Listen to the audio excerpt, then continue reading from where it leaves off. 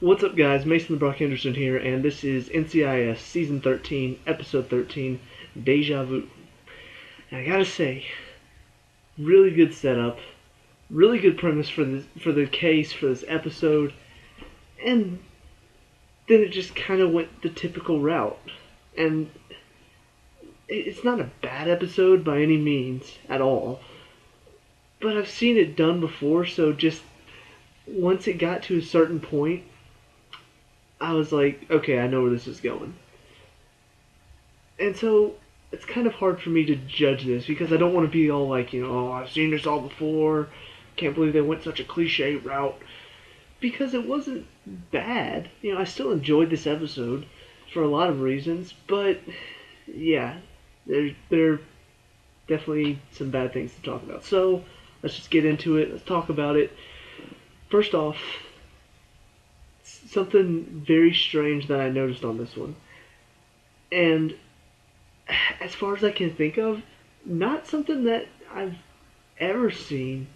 It's probably happened before, but this, for some reason, in this episode, it was noticeable for me.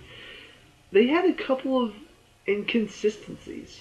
The first one I noticed is when Ellie just came back from the diner meeting with her FBI friend and the task force she had been working with. And, she and the FBI woman are there in the office with DiNozzo standing behind them. Gibbs gets a call in the middle of them talking from Abby saying, come down to my lab. And he's like, okay, be there in a minute. And then Ellie says, hey, can I go with her, make things go faster? And he's like, and so she leaves with her. And that's something to notice, too. But then Gibbs is not down in Abby's office. It's McGee and DiNozzo down there. I was just like, hang on. Wait, Gibbs is supposed to be there. Then the second thing, like I said, Ellie said, hey, can I go with her? And then next scene she's down in the morgue, or not in the morgue, in Ducky's lab with Jimmy, which is a good scene. I'll get to that in a second. But it's like, wait, weren't you supposed to go with the FBI? And then the FBI girl calls her. It's like, hey, I got something. And so I was just like, hang on. Like, take a minute. Compose yourself, because you're kind of saying, okay, so this person goes here, this person goes here, and then you're not doing it. You're like straying off the path. I don't know, it's just very bizarre and not typical of NCIS. Like, normally they do such a good job of making a flowing story that I can follow, but this one, it seemed like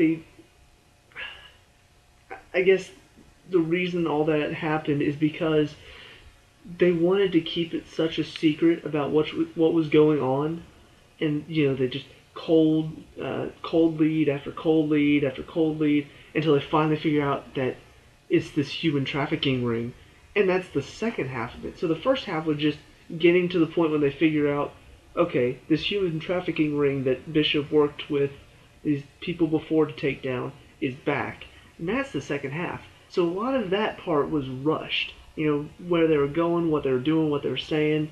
Like when the FBI woman gets shot, and then Adam, the numbers guy, comes up and gives her the stuff. That whole scene felt very rushed. Like, he was just like, I can't do this, I can't. We're next, don't you see? I can't do this. Here, take my report if you want it. I can't do this, I gotta go. And just leaves. And I was just like, whoa, slow down. Use proper sentences. Use good enunciation. Take your time explaining exactly what you mean, because all I got out of that was, I can't do this, I can't do this, I can't do this, and then leave. So the pacing of this was not very well done. Which is actually kind of funny, because at the end they're watching I can't remember what movie it was now. It was an older Christmas. It may have been Miracle on, or It's a Wonderful Life, possibly. I can't remember. Anyway, they were watching it, and DiNozzo was just like, the pacing of this movie's always been really slow for me. I'm just like, are you acknowledging that you paced this one really fast at the end? Like, is that what's going on? So I don't know. The pacing of this one was not as good as most of the NCIS episodes. And then, like I said, it was a little cliche. And if you don't know what I mean by that, I've seen this done so many times where this organization that was supposed to be gone is actually back, or for some reason, if it's not an organization was destroyed but now they're back, it's somehow this group of people is getting away with all of this. And if you've got a task force working on it, if there's one person that is like doing really well, it's generally that person's fault. Like I can think of there were a couple episodes of Psych. One in particular was this other woman that was a psychic, but the only reason that she was so good was because she was working with the guy.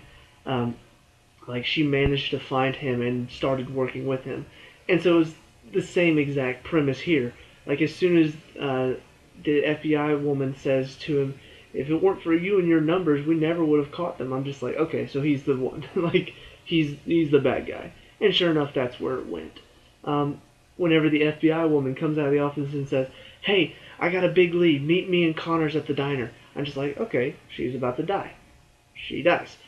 So the case took a very, very just cliche route.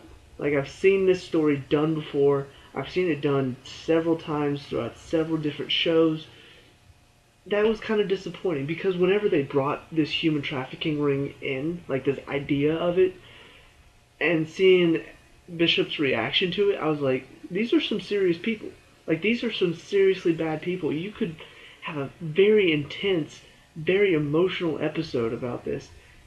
And they tried, and like I said, there was the scene with Jimmy was really good, and I'll talk more in depth in a second. But for it to go this same old route of the guy who was the one that caught them is the one behind this, like he's the numbers guy, and if it weren't for him, it would never have tracked him down. Well, he's probably the one. Yep, he is. I don't know. It was just it's very strange because they don't their cases are not always interesting. I've said before the reason I love NCIS is because of the characters. I mean, the team itself is so fun to be around and so fun to see that even if the case is not entirely interesting, I can still watch the episode. And same for this. But this one was especially just formulaic, just really written out before and easy to predict once you get to a certain point of the episode. Not always the most important thing to have an amazing, intense whodunit murder mystery that has you guessing every week. If you want that, go watch Elementary. But this one it just felt a little bit more cliche than normal, and I guess that was a bit frustrating when they had such a good premise. Now, for the good stuff, one I always enjoy whenever McGee like something is revealed about his past that should be embarrassing, but he's been through it so much that he's gotten to a point where whenever something gets revealed, he just takes it with whatever.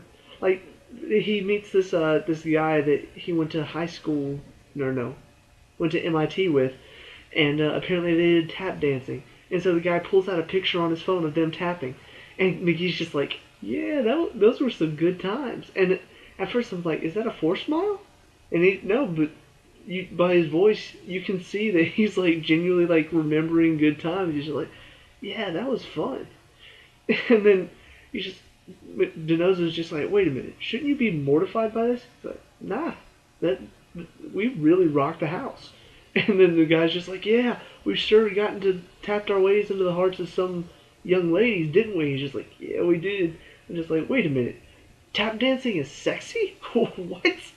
Um, I don't know. It was funny, and I enjoy seeing some of these characters go through the same stuff week after week, but it's starting to change. It's not always the same. It's not always. It's been for a while. Gibbs walks in on them, and they haven't done that in a little bit. In fact, in this episode, it was Ducky like sneaking up behind Palmer when he had his hat on. That was hysterical because we always see Gibbs doing that, and in this moment, it's Ducky. It's just like that's hysterical. I want to see more humor like that. But beyond the humor was really good. Beyond that, it were a couple of emotional moments. Um, the Jimmy one is one I've obviously mentioned. It's something that hasn't really been touched on, but he is a father now.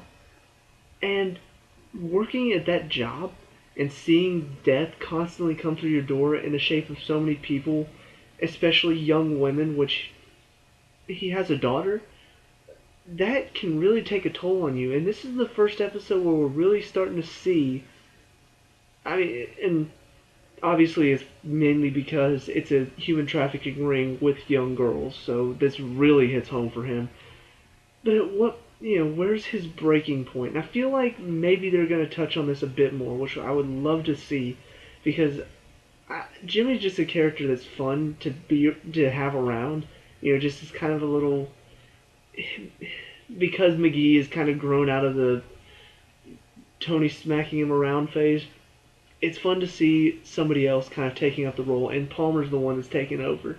Um, Between Gibbs freaking him out and Ducky now freaking him out, it's fun to see him be that way. But I would like to see a bit more depth in his character, and this could really be something that could find that depth. So hopefully they're taking this somewhere. Um, and then the other moment was at the beginning with Ellie. At the end, by the end, I was kind of like, okay, I know where this is going now. But at the beginning, I was hoping they were going somewhere different. I don't want to see Ellie off the show in any way, shape, or form. But at the beginning, she talks about, this has made me rethink why I became a federal agent. I was like, maybe this is going to be like a growth period for her. Like, she starts to really struggle, or her job has already cost her marriage. Because, if she had stayed at the NSA, things between her and Jake would probably still be working. And so to have another case that kind of makes her question, why did I become NCIS?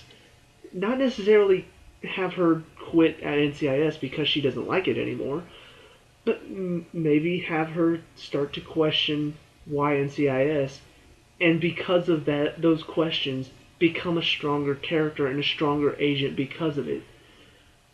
And so when it started, I was like, this could be really interesting. But by the end, they kind of did the cliche thing where she's like, well, I said at the beginning this made me question why. It's actually made me want to become a stronger agent and fight harder. I'm just like, okay, so we're doing this. The whole, oh, is she worried? Is she gonna quit? Is she gonna do it? Is she? Nah, we just playing you. We just made her worded that way at the beginning because we wanted to freak you out. Come on. You're better than that. I want to see a bit of connectivity between episodes because we haven't really gotten much of that this season.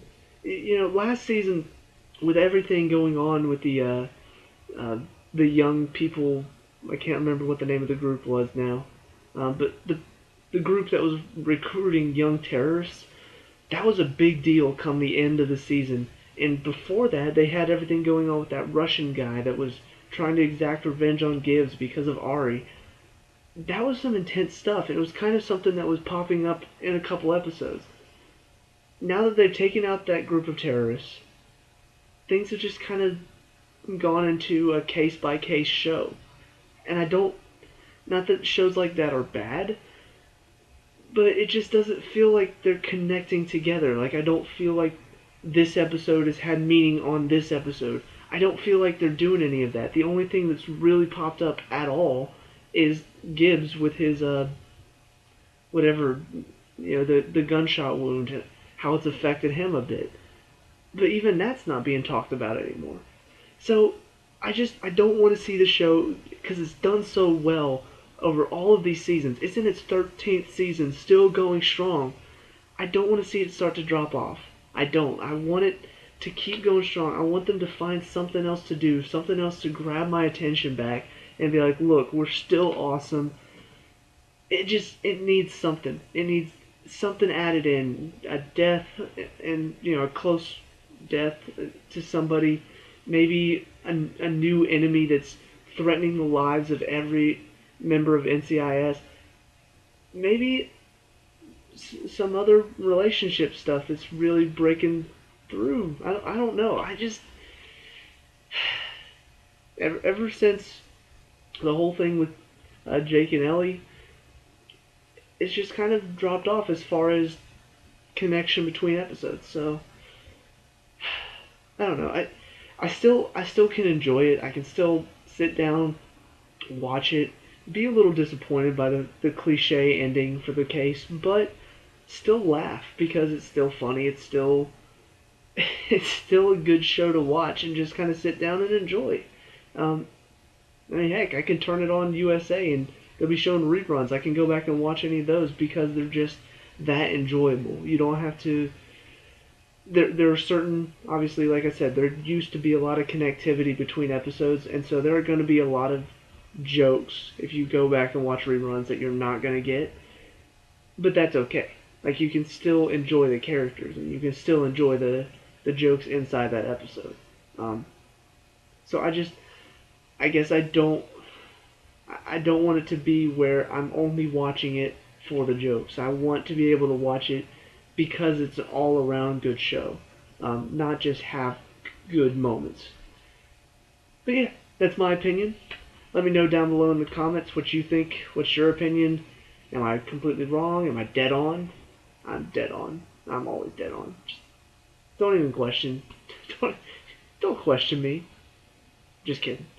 I love to discuss. So let me know what you think. Leave a like and subscribe if you want to see more NCIS videos. Check out my other videos. A lot of TV show reviews. And I'll see you at the next review. Peace out.